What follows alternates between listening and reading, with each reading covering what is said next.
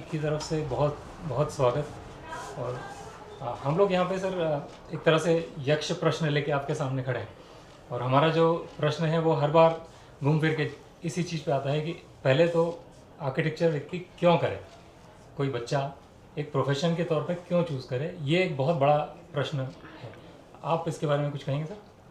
देखो दोस्त, सबसे बड़ी चीज़ समझ लो, एक निर्माता ना सिर्फ दो ही हैं पूरे विश्व में, या तो परमात्मा या वास्तुकार।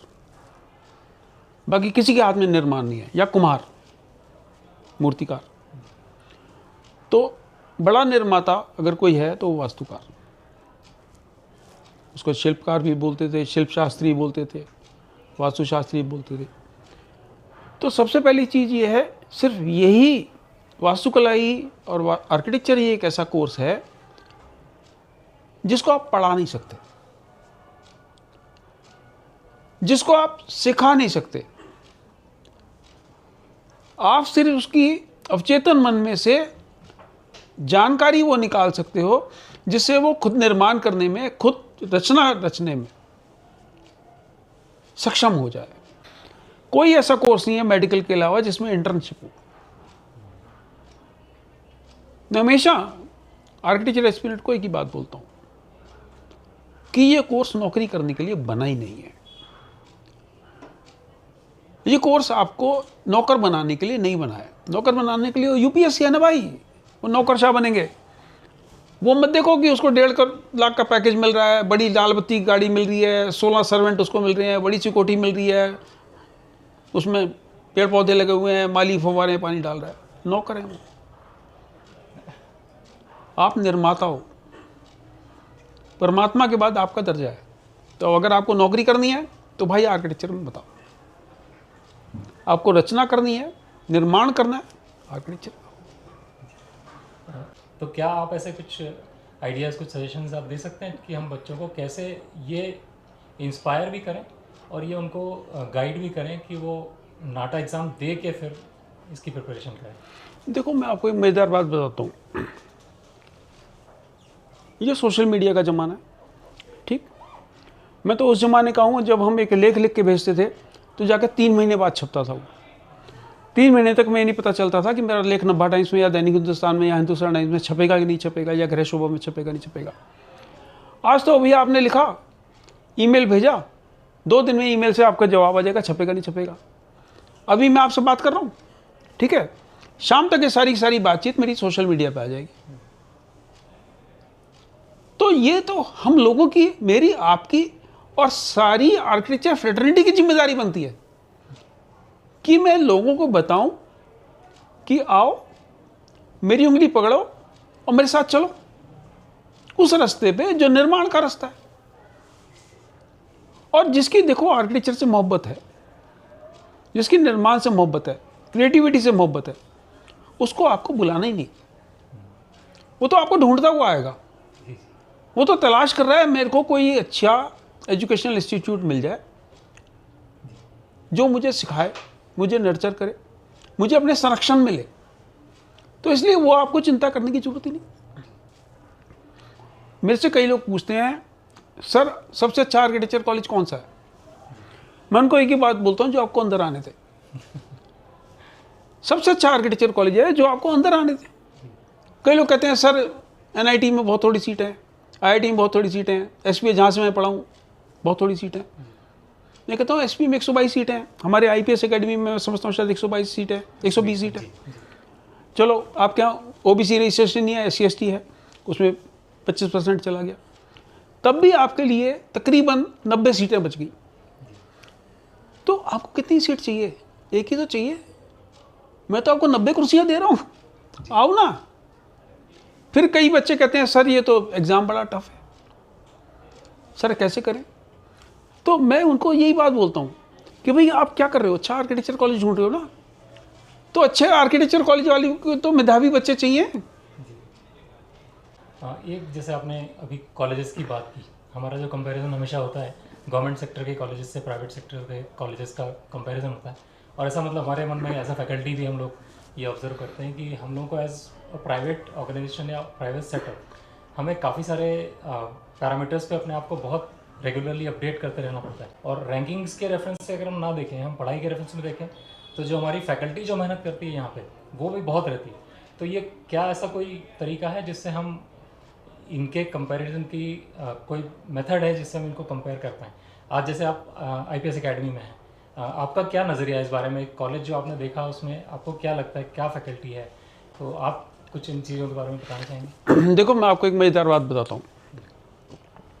जब पेरेंट्स अपने बच्चे को पढ़ाते हैं ना स्कूल में, तो सबसे अच्छा पब्लिक स्कूल ढूंढते हैं जिसमें घने पैसे हो, घने पैसे वाला ढूंढता है।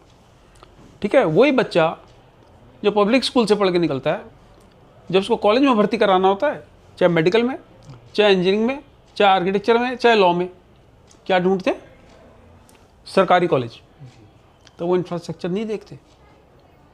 मैं जिस SPA से पढ़ा हूँ, एक साइड में कब्रिस्तान है उसके, ठीक, और जिस रास्ते से हम पैदल गुजर के जाते थे रात के 11 बजे भी, तो हमें भूतों का भी डर नहीं लगता था कि रात को कब्रिस्तान से कोई भूत निकल के आ जाएगा।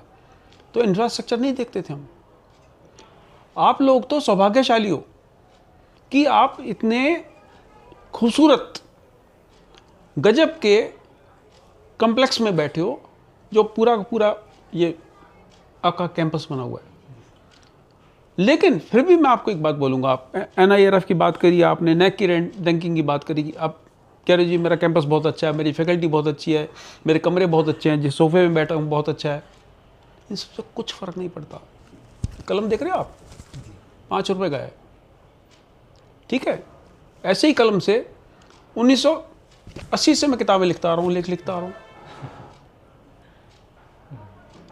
तो ये कलम कुछ नहीं है। ये अगर मैं 150 रुपये का पार्कर का पेन ले लूँगा या 2000 रुपये का कोई और पेन ले लूँगा, तो वो क्या करेगा? यहाँ से आना है ना, जज्बा सही होना चाहिए, दिमाग, क्रिएशन तो यहाँ से निकलनी है। जी, दिस इज ए टूल। जैसे लोग कहते हैं सर ये वाला सॉफ्टवेयर आ गया, ये आ गया, ये सॉफ्टवेयर आ गया, तो टूल है खाली। पहले फुट्टा था, सेट स्क्वायर था, TI, फिर पैरेलल बार आ गया। उसी तरीके से जब तक ये कैलकुलेटर नहीं था, आपको शायद नहीं मालूम होगी, एक और चीज़ होती थी उसको स्लाइड रूल बोलते थे। उस स्लाइड रूल को समझने करने के लिए भी इंजीनियरिंग कॉलेजेस में होता था, BITS पिलानी में हमने यूज़ करा, तो उसको समझने करने के लिए भी इतनी मोटी मोटी किताबें थी कैलकुलेशन के लिए, और किताबों में लॉग एंटी लॉग होता था, है ना, लंबी कैलकुलेशन के लिए। अब मशीनें आ गई, ये मशीनें आ गई ना, इसके अंदर कुछ भी डालो तुरंत आ जाता है। तो क्रिएटिव फील्ड के अंदर ये सारी चीज़ें अहमियत रखती नहीं, आपको उनके बारे में सोचना ही नहीं है। आपको क्यों चुनता है कि भाई सारी क्रीम तो SPA में जा रही है? लोग कहते हैं सारी क्रीम तो SPA में चली गई, बची हुई IIT में चली गई, बाकी NIT में चले गए। ये सारे जो है ना, ये छाछ नहीं है जो बच्चे आपके पास आ रहे हैं। बिल्कुल सही। और अगर आप बहुत ही बहादुर हो तो छाछ की क्रीम बनाओ ना। आपकी राय मैं समझना चाहता हूँ, आपने यहाँ क्या महसूस किया इस कॉलेज में? देखो, 2-3 चीज़ें मैं बोलूँगा इस कॉलेज के बारे में। एक तो जितने फैकल्टी मेंबर्स हैं ना, वो बड़े खुशी खुशी घूम रहे हैं यहाँ। वो ऐसा लगता नहीं कि घर से उनको तकलीफ आ रही है पढ़ाने आने में, ठीक है। बच्चों से तो मैं ज़्यादा भी मिला नहीं, उनके प्रोग्राम मैंने यहाँ पर देखे, और वही मैंने यहाँ का मैनेजमेंट, जिन लोगों से मेरा दुआ सलाम थोड़ी बहुत हुई, आपकी प्रिंसिपल मैम से जो बातचीत हुई, तो सबसे बड़ी चीज़ जो है वो है उनके चेहरों पे खुशी। अगर आप खुश हो, अगर आप स्वयं आनंद में हो, तो वही चीज़ें आप वायरस की तरह फैलाओगे बच्चों में, ठीक। और वही अगर आप दुखी हो, आप थके हुए हो, आपको लग रहा है यार हमारी तो ये भी कठिनाई है और ये भी कठिनाई है, तो अगर आप आनंद में हो, मज़े में हो, कैंपस आपका लाजवाब है, इंफ्रास्ट्रक्चर आपका लाजवाब है, एनवायरनमेंट यहाँ पर गजब का है, और सबसे बड़ी बात है ये इतना विशाल का कैंपस आपका 4 दीवारी के भीतर है। आपका लॉ कॉलेज भी यहीं चल रहा है, BFA भी यहीं चल रहा है, मैनेजमेंट भी यहीं चल रहा है, तो ये इतने सारे स्टूडेंट्स आपस में बिल्कुल मिल सकते हैं। तो मैं तो समझता हूँ कि जितनी बढ़िया इंफ्रास्ट्रक्चर, फैकल्टी और जो सारा का सारा साम्राज्य आपका बना हुआ, मैं तो उसको साम्राज्य बोलूँगा। मैं तो जगह जगह मैंने पढ़ाइयाँ की हैं, मैं BITS पिलानी में रहा हूँ, MSCT भोपाल भी मैंने जाके देखा है, कई जगह मैं जूरी में भी आर्किटेक्चर कॉलेज में गया हूँ। तो सबसे बड़ी चीज़ है जो बार बार मैं बात कहता हूँ, ये 5 रुपये, ये है असली। अगर इसमें आप 2,000 रुपये वाली शाही भर दोगे तो कुछ नहीं होगा। जो कंप्यूटर है वो क्या है, वो फुट्टा जो सेट स्क्वायर था जिसको स्केल बोलते हो आप, वो उसका सिर्फ वो बदल गया। लेकिन अब जो टेक्नोलॉजिकल चेंज आ रहा है वो उसको आप कैसे देखते हैं? ये बच्चों के लिए आपका संदेश मैं मान के चल रहा हूँ। देखो मैं एक चीज़ बताता हूँ, बहुत सारी बात बच्चे ये पूछते हैं सर ये AI आ रहा है तो सब कुछ तो AI कर देगा। जब कंप्यूटर आया था तब ये बात उठी थी कि भाई सब कुछ तो कंप्यूटर पर हो जाएगा, तो नक्शा नवीस का क्या होगा, ड्राफ्ट्समैन का क्या होगा, है ना। जब 1981 में मैंने नक्शों वाली किताब निकाली थी तब ये सवाल लोगों ने मेरे से कहा कि सर आपने तो 40 रुपये की किताब निकाल दी, इसमें 51 नक्शे छाप दिए, लोग तो इसको कॉपी भी करेंगे, तो आर्किटेक्ट्स के पास कौन जाएगा। उस ज़माने में देश में जब मेरा रजिस्ट्रेशन हुआ था, मेरा रजिस्ट्रेशन नंबर है 565733, और अब 1.5 लाख जिंदा आर्किटेक्ट्स हैं और करीब 20-25 हज़ार दिवंगत हो गए, तो क्या संख्या घटी? नहीं हुआ ऐसा। AI का भी वही बात मैं कहता हूँ, दिस इज ए टूल। मैं एक उदाहरण देके समझाता हूँ आपको बात। पहले जो भी डॉक्टर आपको मेडिसिन देता था आप चुप करके खा लेते थे, अब वो डॉक्टर जो भी मेडिसिन देता है उसको गूगल पे सर्च करते हो ये क्या भला है ना, लेकिन उसके बावजूद भी हम कंसल्टेंट पे जा रहे हैं। तो ये सारे टूल्स मेरी मदद के लिए हैं। जैसे पुराने ज़माने में टेलीफोन मिलाना होता था, चरखी वाला फ़ोन था, STD बुक कराते थे, फिर उसके बाद ज़माना आया STD बूथ खुल गए, तो फिर ये हुआ कि जब मोबाइल फ़ोन आ गया, 35,000 का मोबाइल फ़ोन आया, उसके बाद 500 रुपये का बिका, तो फिर ये लगा ये तो 500 रुपये का फ़ोन बिक रहा है तो ख़त्म हो गया, और फिर 500 रुपये से 1 लाख रुपये फ़ोन पहुंच गया, 2 लाख रुपये पहुंच गया, नई चीज़ आ गई, बहुत सारी चीज़ें आ गई। जैसे कल भी मेरा किसी जिक्र था, 1.2 पॉइंट परस्पेक्टिव हाथ से बनाते थे, क्लास में सिर्फ 2 ही लोगों को आता था बनाना। अब आप मशीन में बटन दबाओ तो ढेर सारे परस्पेक्टिव निकाल लो, 3D व्यूज़ निकाल लो, वॉक थ्रू निकाल लो। तो क्या हुआ उससे, परस्पेक्टिव बनाने वाले ख़त्म हो गए या ड्राइंग बनाने वाले ख़त्म हो गए। अब वही टीचिंग फैकल्टी की बात है। कल भी मैं यहाँ पर इसी बात का जिक्र कर रहा था कि अब टीचर का काम पढ़ाने का रह ही नहीं गया। टीचर एक गाइड है, वो मोटिवेटर है, वो उसको साथ लेके चल रहा है बच्चों को। बच्चों को टीचर से ज़्यादा पता है और उनको पता होना भी चाहिए। तो ये एक बड़ी अच्छी बात है, जितने नए टूल्स आ रहे हैं, AI आ रहा है, मशीनें आ रही हैं, बहुत सारी और चीज़ें आ रही हैं। आप आज से 25 साल पहले, 30 साल पहले कभी आप ये कल्पना कर सकते थे कि यहाँ बैठे कोई और अपने टेलीफोन से आप फाइल भेज दोगे कहीं और 2000 पन्ने की किताब सीधी की सीधी प्रिंटिंग प्रेस में चली जाएगी और 3 घंटे में छप के बाहर आ जाएगी। तो अभी तो हमें बहुत कुछ देखना बाकी है। आपको तो इस चीज़ पर खुश होना चाहिए कि हमारे बच्चों के पास वो डिवाइसेस आ गई हैं जो हमने कभी कल्पना नहीं की थी। जितनी ज़्यादा डिवाइसेस आ जाए, जितनी ज़्यादा टेक्नोलॉजिकल एडवांसमेंट हो जाए, उतनी ज़्यादा अच्छे तरीके से हम मैनकाइंड की सेवा कर सकते हैं। तो आर्किटेक्चर एस्पिरेंट्स के लिए मैं तो समझता हूँ फ्यूचर ब्राइट। दूसरी चीज़, जैसे मैं कह रहा हूँ कि भाई अगर आपको नौकर बनना है तो UPSC का एग्ज़ाम दो, नौकर बन रहा है IT का एग्ज़ाम दो, जगह जगह जाके किसी भी बड़े इंजीनियरिंग कॉलेज में भर्ती हो जाओ। देखो एक चीज़ और समझ लो, मैं ये नहीं कह रहा कि इंजीनियरिंग का काम हमसे कमतर है, या UPSC में जो ब्यूरोक्रेट बन के आ रहे हैं 20,000 लोग बैठते हैं, 350 लोगों का सिलेक्शन होता है, उसमें से कुछ IPS में चले जाते हैं, कोई IAFS में चले जाते हैं, तो उनका काम हमसे कमतर है, ऐसा नहीं है। वो अपने क्षेत्र में महारथी हैं, हम अपने क्षेत्र में महारथी हैं। लेकिन पैसों से अगर आप तोलोगे ना, तो जो प्याज की आड़त करता है ना, दिल्ली के नया बाजार में भूसे की आड़त करता है, सदर बाजार में लिपस्टिक पॉलिश बेचता है, 1.5 रुपये की लिपस्टिक आती है, उसको 10 पैसे बचते हैं, वो करोड़ों रुपए कमा रहे हैं। तो पैसे से आप चीज़ों को नहीं तोल सकते। समाज में हर व्यक्ति का काम है, उसकी ज़रूरत है, और एक आर्किटेक्ट भी समाज की एक मांग की पूर्ति कर रहा है। अब उस पूर्ति में उसको कितनी संतुष्टि है, उस सामाजिक कार्य करते हुए, सामाजिक सरोकारों से जुड़े हुए वो जीवन के क्षेत्र में आगे कहाँ तक जाएगा, उसकी आप कल्पना नहीं कर सकते। लेकिन अगर आप UPSC की नौकरी कर रहे हो तो वो तय है कि जब पे कमीशन का इंक्रीमेंट आएगा तभी तनख्वाह बढ़ेगी। आज आप तय कर सकते हो कि मैं तो ये हॉस्पिटल डिज़ाइन करता हूँ, तो 3.5 करोड़ से नीचे तो मैं बात ही नहीं करता। अब चरणजीत शाह साहब का मैं कई बार उदाहरण देता हूँ, हमारे एसपी के पड़े हुए हैं, इज ए रिफ्यूजी, पाकिस्तान से आए थे, कहाँ कहाँ रिफ्यूजी कॉलोनियों में रहे। आज हिंदुस्तान के सबसे ज़्यादा airport, land port, railway stations वो बना रहे हैं, वो डिज़ाइन कर रहे हैं। 15 रुपये महीने पड़े, सरकार से 100 रुपये महीने का वजीफा ले लिया। मैं तो 15 रुपये महीने दिए, वो 100 रुपये महीने सरकार से भी ले गए।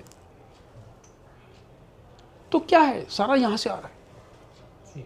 उनके बच्चे विदेशों में पढ़े, और आज भी अगर आप शाह साहब से मिलो तो आपको लगेगा कोई भी सड़क पे जाते हुए एक सरदार जी है, वही हम्बलनेस। मैं उनको साधु आर्किटेक्ट बोलता हूँ, मैंने कई जगह अपनी बातचीत में उनका जिक्र करा। तो वो सबसे बड़ी एक चीज़ है कि जीवन में आप कहाँ जाओगे, एक तो कुदरत तय करेगी, दूसरी चीज़ मेहनत का कोई विकल्प नहीं। जिसको मेहनत करनी है वो आर्किटेक्चर में आए। मेहनत यूपीएससी में भी है, मेहनत इंजीनियरिंग में भी है। आईआईटी में 12 लाख लोग बैठते हैं, 35,000 का एडमिशन होता है। लेकिन अगर आप कहोगे पैकेज कहाँ ज़्यादा मिल रहा है, पैकेज जहाँ पर भी आपको मिल गया तो आप किसके रहमो करम पे हो। अभी मेरा बड़ा लड़का बता रहा था, इज एन आर्किटेक्ट, कॉलेज में पढ़ाता है, वो बता रहा था किसी एक विदेशी कंपनी ने, शायद वो फिल्में बनाती है, यूएक्स वीआईएक्स जो भी चीज़ें काम करती है, 10,000 लोगों को एक दिन में निकाल दिया। Can you imagine? वो कौन 10,000 लोग? ये जूनियर लोग नहीं थे, चपरासी मोची नहीं, सारे सीनियर लोग, जिनकी किसी का 10 लाख का पैकेज था, किसी का 50 लाख का पैकेज था, 10,000 लोग। तो अगर आप आर्किटेक्ट हो, आपका अपना ऑफिस है, आपकी अपनी प्रैक्टिस है, तो आप मालिक हो। जो इमारत बन रही है उसके रचनाकार आप हो। चरणजीत शाह साहब डंके की चोट पे कह सकते हैं, चेन्नई एयरपोर्ट मैंने बनाया है, ग्वालियर एयरपोर्ट मैं बना रहा हूँ, अयोध्या में केबल का मेरे पास चल रहा है, ये वाला रेलवे स्टेशन मैं कर रहा हूँ, करतारपुर में मैंने काम किया। तो किस पे उसकी मोहर जो लगी है, किसकी? शाह साहब की लगी है। अब रिलायंस कंपनी में कोई काम कर रहा है, कोई टाटा में काम कर रहा है, कोई हिंदुस्तान लीवर में काम कर रहा है, वो मशीन का सबसे छोटा पुर्जा है। जो प्रैक्टिसिंग आर्किटेक्ट है वो सबसे छोटा पुर्जा होते होते वो मशीन का सबसे बड़ा कंपोनेंट बन जाता है। तो आप देख लो, अगर आपको मल्टीनेशनल में काम करना है, पैकेज पकड़ना है, प्लेसमेंट में जाना है, तो विकल्प खुले। और जहाँ तक पैसे का बात है, जैसे मैंने कहा, दिल्ली के आप किसी भी इलाके में चले जाओ, सदर बाज़ार चले जाओ, गांधीनगर चले जाओ, सबसे बड़ी कोई मार्केट जूते चप्पलों की है तो दिल्ली में है, पंखों की मार्केट मैन्युफैक्चरिंग दिल्ली में है, कपड़ों की दिल्ली में है, मिर्च मसाले खारी बावली में है, पब्लिशिंग इंडस्ट्री दिल्ली में है। हिंदुस्तान के मैक्सिमम पब्लिशर अंगूठा छाप हैं जो किताबें छाप रहे हैं, जिन्होंने 2,000 टाइटल निकाल रखे हैं, लेकिन वो एंटरप्रेन्योर्स हैं। तो आर्किटेक्ट ना सिर्फ रचनाकार है, वो एंटरप्रेन्योर भी है, जॉब देने का, जॉब क्रिएट करने का, जो जॉब क्रिएट कर रहा है। और सबसे बड़ी चीज़ है इसमें दो चार होता नहीं। भैया आप बच्चों को डिज़ाइन करना थोड़ी सिखाते हो, आप तो उनको एक ब्रीफ दे देते हो, ये पकड़ो, जाओ केस स्टडी करो, ये तुम्हें प्राइमरी हेल्थ सेंटर डिज़ाइन करना। क्लास में 40 बच्चे हैं, 40 डिज़ाइन आते हैं, लेकिन मैथमेटिक्स का एक न्यूमेरिकल आप दे दो, सबका सेम आंसर आएगा ना। तो क्रिएटिव फील्ड में वही बीएफए में है, फाइन आर्ट्स में है, वही संगीत में है। जितने भी हमारे गिने चुने राग हैं, उन पे सारा संगीत आधारित है। संगीत में सुर 7 ही हैं, चाहे भारतीय क्लासिकल हो, चाहे फिरंगी म्यूजिक हो। हमारे यहाँ सारा गाँव बोलते हैं, वहाँ डोरेमी बोलते हैं। तो कला का जो क्षेत्र है, रचना का जो क्षेत्र है, उससे अगर आपको मोहब्बत नहीं है तो मत आओ। आनंद लूटना है तो आर्किटेक्चर में आओ, मजा लेना है तो आर्किटेक्चर में आओ, क्रिएशन करनी है तो आर्किटेक्चर में आओ। पूरा जीवन जीने का एक तरीका बदल जाता है, मुझे ऐसा लगता है आर्किटेक्चर में फील्ड में आने के बाद। आप हर चीज़ में वो खूबसूरती आप देख पाते हैं जो नॉर्मल रूटीन लाइफ में अपन दूसरी चीज़ों में शायद इग्नोर कर जाते हैं। एक और मज़ेदार बात बताता हूँ, आर्किटेक्ट बनने के बाद तो छोड़िए, जो आर्किटेक्चर एस्पिरेंट्स हैं जब वो कहीं से थोड़ी सी ट्रेनिंग ले लेते हैं कि उसको नाटक का एग्ज़ाम देना है या जेई पेपर 2 देना है, उनको सड़क पर हर जगह पर्सपेक्टिव दिखाई देता है।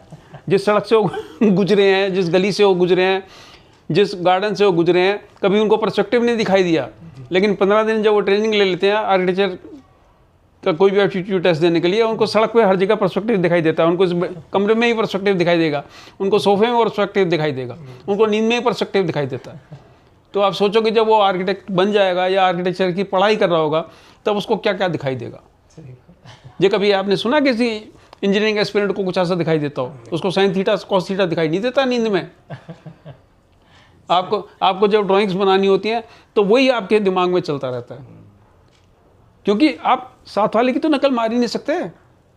मैथमेटिक्स तो साथ वाले का क्वेश्चन आपने नकल मार लिया, आपको समझ में गया अच्छा ये वाला फार्मूला लगाना है, आपके पास तो कोई फार्मूला ही नहीं है, क्या लगाओगे उसमें? मैं स्ट्रक्चर डिजाइन की बात नहीं कर रहा, मैं डिजाइन की बात कर रहा हूँ। स्ट्रक्चर डिजाइन में तो तय है कि भाई टॉरस स्टील की है, स्ट्रेंथ है, माइल्ड स्टील की है, सीटीडी बार की है, तो तय है। बट मैं डिजाइन पार्ट की बात कर रहा हूँ, उसका कौन सा फार्मूला है? कहीं बना ही नहीं आज तक। पेंटर के लिए कौन सा फार्मूला है? कई बार अच्छा एक मजेदार बात बताता हूँ मैं आपको, क्योंकि कला से जुड़ी हुई बात है। कई लोग कहते हैं अभी पिकासो की पेंटिंग है या एम एफ हुसैन की पेंटिंग है या लक्ष्मण पे की है, बीरेन डे की है, इस तरह की जो भी कंटेम्प्रेरी आर्टिस्ट है, जी.आर. संतोष की है, कृष्ण खन्ना की पेंटिंग्स है। कहते हैं ये लोग क्या बनाते हैं, इससे अच्छा तो कोई लैंडस्केप अच्छा बना लेगा, कुछ भी बना लेगा। आप समझिए, अगर कोई आदमी लैंडस्केप बना रहा है, पोर्ट्रेट बना रहा है, वो क्या कर रहा है? वो काम तो मेरा ये कैमरा कर रहा है ना। मैंने आपकी फ़ोटो खींची, उसको उसमें डाला सॉफ्टवेयर में, उसका रेखा चित्र बन के आ गया। वो तो बड़ा आसान काम है। आप देखो ना सरकारी बिल्डिंग्स जो बनती हैं, जो PWD बनाता है, उनके डिज़ाइन देखो, और आप अपने कैंपस का डिज़ाइन देख लो ना, जो आपके चेयरमैन सर ने डिज़ाइन किया है सारा और उनकी और सहयोगी टीम ने डिज़ाइन किया है, आप उसके डिज़ाइन को देखो। अब किसी इमारत के बाहर से गुजर जाओ, आपको पता चल जाएगा सरकारी बिल्डिंग है कि प्राइवेट है। बिल्कुल सही बात। अब कई एस्पिरेंट से बात होती है तो मैं उनको एक उदाहरण देता हूँ, हफीज़ कॉन्ट्रैक्टर का। हफीज़ कॉन्ट्रैक्टर ने बॉम्बे की स्काईलाइन बदल दी। उससे पहले सीधी सीधी बिल्डिंगें बनती थी, एक ही रंग की बिल्डिंगें बनती थी। हफीज़ कॉन्ट्रैक्टर साहब पहले ऐसे व्यक्ति थे जिन्होंने ड्राइंग्स बनाई, रंग बिरंगे उस पर रंग लगाए, बिल्डर्स के पास गए, कहते हैं मैं आपके लिए ड्राइंग्स लाया हूँ बना के, पसंद आए तो मेरे को काम देना, नहीं तो मैं घर जा रहा हूँ। 100 में से 90 लोगों ने उसको बाहर निकाल दिया, लेकिन जिन 10 ने उसको रखा, आज हफीज़ कॉन्ट्रैक्टर एक बड़ा नाम है। शुरू में सर बहुत क्रिटिसिज्म भी हुआ था उनका, अभी भी होता है, पैकेजिंग आर्किटेक्चर अभी भी होता है, अभी भी होता है जी। इस तरह लोगों को अभी भी होता है। जब राज रेवाल साहब ने हॉल ऑफ नेशन बनाया था तो उसका बहुत विरोध हुआ था कि भाई ये क्या कंक्रीट स्ट्रक्चर बनाया, अजीबोगरीब है, इतनी सारी कंक्रीट वेस्ट कर दी, लोहा वेस्ट कर दिया। ये तो हमेशा से रहेगा। अब एम.एफ. हुसैन साहब हैं, जब तक उनका ब्रांड नहीं बना था, जब वो जामा मस्जिद के बाहर बैठ के साइन बोर्ड पेंट करते थे तो 100 रुपये में काम किया। और उनके खुद मैंने जीवनी पढ़ी है एक जगह कि जो पेंटिंग किसी ज़माने में वो 10,000 की बेचते थे, बढ़ते जैसे उनका स्टैंडर्ड बढ़ता गया वो करोड़ों रुपए की पहुंच। तो कला के क्षेत्र में, संस्कृति के क्षेत्र में आप किस शिखर तक पहुंचोगे उसकी कोई लिमिट नहीं है। सरकारी नौकरी में, MNC की नौकरी में लिमिट है। तो सर मैं आपको पूरे IPS परिवार की तरफ से, मनीता मैडम, अचल सर, इस पूरे इंस्टीट्यूशन की तरफ से आपको बहुत बहुत धन्यवाद देता हूँ। आपने बड़ी बेबाकी से हमें सभी चीज़ों से वाकिफ़ कराया, प्लस आपका जो एक तरीका है चीज़ें बोलने का, मुझे लगता है कि हम में से कई लोगों ने उस चीज़ को बहुत एंजॉय भी किया। आप जिस तरह से छोटी छोटी बातें बोल जाते हैं और वो सडनली हमको थोड़ी देर से क्लिक होती है। ऑब्वियसली आप जैसे, मैं बच्चों से भी एक बात बोलता हूँ, मैं बच्चों से बोलता हूँ कि आपको बहुत बार ऐसा लगता है कि फैकल्टी मेंबर से आप ज़्यादा जानते हो। मैं तो कहता हूँ हाँ आप ज़्यादा जानते हो। आपको कई बार लगता है फैकल्टी मेंबर गलत पढ़ा रहा है, ये नहीं मैं मानता कि वो गलत पढ़ा रहा है या गलत समझा रहा है। आप अभी 2nd ईयर में हो, 3rd ईयर में, आपने 30 सब्जेक्ट पढ़े हैं, वो फाइनल ईयर तक जाते आते उसने 50 पढ़े।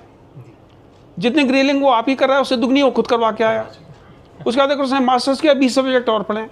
उसके बाद PhD करी तो रिसर्च करी। तो जितनी मेहनत उसने करी है, उस कड़ी मेहनत के बाद उसने भवन निर्माण छोड़ के आपके निर्माण का बीड़ा उठाया है। इस बात को समझिए, भवन निर्माण में ज़्यादा पैसा है, आर्किटेक्चर प्रैक्टिस में ज़्यादा पैसा है, लेकिन आर्किटेक्ट के निर्माण में घना पैसा नहीं है, वहाँ लिमिट है। चाहे आप सरकारी कॉलेज में फैकल्टी हो, चाहे प्राइवेट में हो, चाहे सेल्फ फाइनेंसिंग में हो, चाहे स्टेट यूनिवर्सिटीज में हो, उसने बीड़ा उठाया है आपका निर्माण करने के लिए। तो मैं सारे आर्किटेक्चर स्टूडेंट्स को बोलता हूँ, अपनी फैकल्टी का सम्मान करो। जब तक आप इस इंफ्रास्ट्रक्चर में हो, जब तक इस कैंपस में हो, जब तक जितना ज़्यादा ज्ञान उनसे पकड़ सकते हो पकड़ लो, जितना ज़्यादा सीख सकते हो सीख लो। बाद में साइट पे कोई नहीं सिखाने आएगा। तो इसलिए अगर आपकी मोहब्बत है, वही मैं यहाँ पर मैंने महसूस किया 2 दिन के अंदर कि भाई फैकल्टी आनंद में है, बच्चे आनंद में है। अगर आनंद में आप सीख रहे हो, सिखा रहे हो, तो खुशी की बात है। अगर आप उसको बर्डन समझ के कर रहे हो, तो भाई आप सदर बाजार में लिपस्टिक बेचो या खारी बावली में धनिया पुदीना। नमस्कार सर, बहुत बहुत धन्यवाद आपका। पूरे इंस्टीट्यूशन की तरफ से आपका बहुत बहुत धन्यवाद।